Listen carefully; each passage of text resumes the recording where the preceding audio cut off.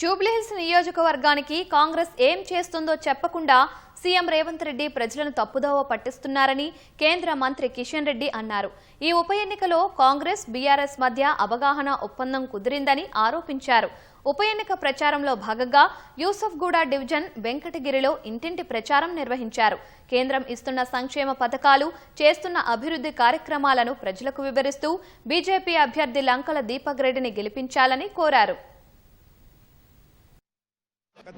మీరు అనేక పార్టీలు కోటేశారు కానీ ఏ సమస్య పరిష్కారం కాలేదు.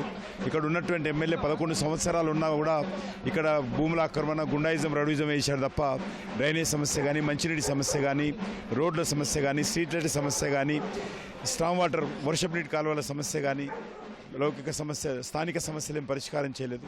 తెలంగాణలో మార్పు రావాల్సినటువంటి అవసరం ఉంది. రానున్న రోజుల్లో ఇక్కడ నీతివంతమైనటువంటి పరిపాలన రావాలి. తెలంగాణ ప్రజల ఆకాంక్షలకు అనుగుణంగా పరిపాలన జరగాలి. కుటుంబ పాలనలు పోవాలి, అవినీతి పాలనలు పోవాలి. గతంలో కూడా ఇక్కడ మజ్లిస్ పార్టీ, కాంగ్రెస్ పార్టీ అభ్యర్థున్నాడు. ఆయన గురించి ప్రజలకు తెలుసు. బీఆర్ఎస్ పార్టీ ఈరోజు కూడా ప్రజల మధ్యకు రాలేదు.